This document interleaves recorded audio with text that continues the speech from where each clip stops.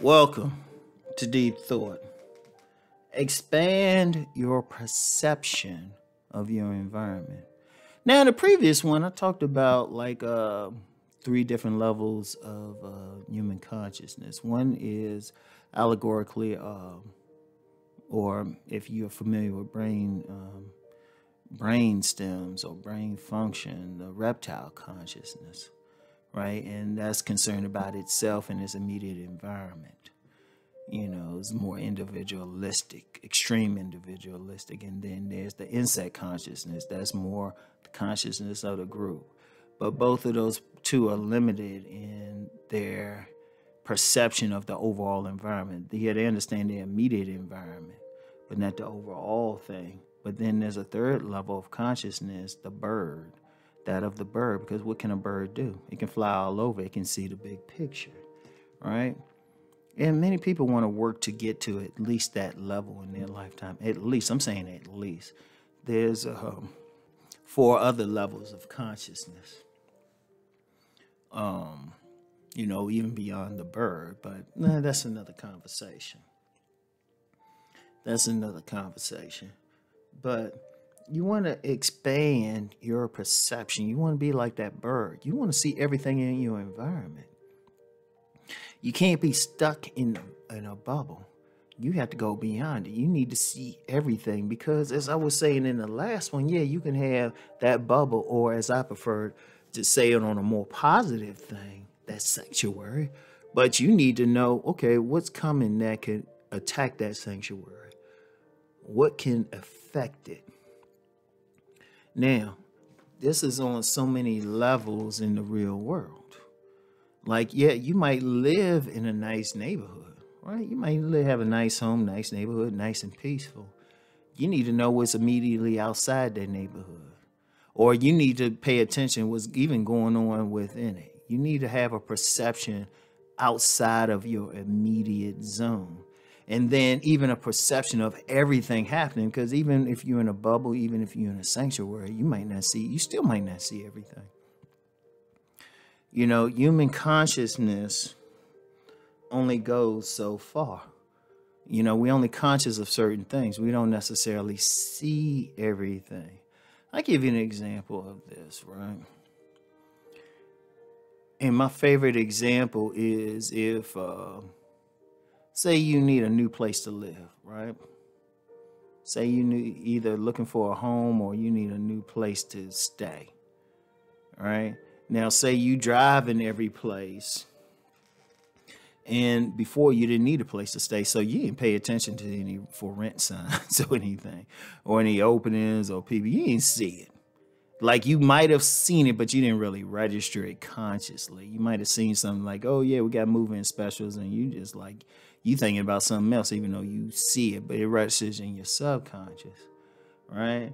But if you all of a sudden you ready to move or you have to move, all of a sudden those things become more prominent, you know? And that could be with anything. It could be with jobs. All of a sudden, if you need a job, all of a sudden, you're like, wait a minute, where all these signs come from, right? You know, these help wanted signs, you know? And then even beyond that, one thing I do, and one thing I've noticed, sometimes I'll see a building somewhere or I'll see something and I'll look at it. It's like, how long has that been there? Or certain homes and, you know, certain things. And you're like, wait a minute, that's been there. Because even if we out and about driving or walking, our perception tends to be focused on just what we have to do. And then remember, I've talked before, most of the time when people thinking, they're not in the now when they're thinking. They are either thinking about something that has happened in the past, or they're thinking about something that's happening in the future. Like, even if you drive, and a lot of times when people drive, and they're not fully conscious of everything. They're conscious enough to drive correctly, of course, you know. But sometimes, you know, but they'll pass by stuff that, you know, they could pass by it every day, because while you driving, you're not just doing just one thing. Even if you focus on the road, like subconsciously, you could drive from point A to point B all the time. It's no problems. That's just going to happen, right? But, you know, and you could do it. A lot of people do it just going to work. Once they get in that routine, it's an automatic thing. Even how they driving, you know, they automatically respond to certain things. They see that brake light in front of them, they automatically put their brakes on. You know, they don't just keep driving, but they still not conscious of it because they might be thinking of something. But say you're in the now, all of a sudden you see everything, you hear everything. It's like, well, it has been. And I do that sometimes. Sometimes if I'm just in the now, I'll see something. I was like, wait, how long has that been there? Or what's that been? Oh, wow, that's been over there all this time. Because then when you see it, you know it's not new because your subconscious already picked it up. And your subconscious is like, nah, dog, that's been there. You know? But you want to expand your perception. You want to know everything happening around you. That's why it's important to be in the now, because you miss it when you're either in the past thinking about something or thinking about what could happen in the future. When you're in the now, you see everything because you know what? It might not be a problem long term, but it could be. Or it could be, you know what? It could be to your advantage. It could be to your advantage when you see something new. Now, I'm going to say this. I'm going to say this for me. Now, you know, I always say, you know, I ain't on top of the mountain, but I'm a little bit ahead.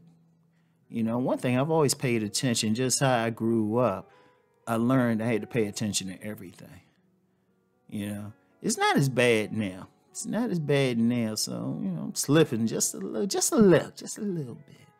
But in general, though, I see everything around me. You know, you have to be vigilant. You got to know everything going on around you. And you'll find that a lot of people who might have like spent at least a part of their life in a rough environment, they tend to be hyper vigilant. Like they keep, as they would say in the streets, they keep their head on a swivel. Because you have to be for survival. So, but you don't have to just be from the hood or something to be that way. Pay attention to everything. See everything around you. Understand everything. Feel everything. You know? Because it might not be important at that moment, but once you record it, consciously record it, you never know when it might come up again later. So you need to get out there. You got to be at that bird level of consciousness. You got to just fly.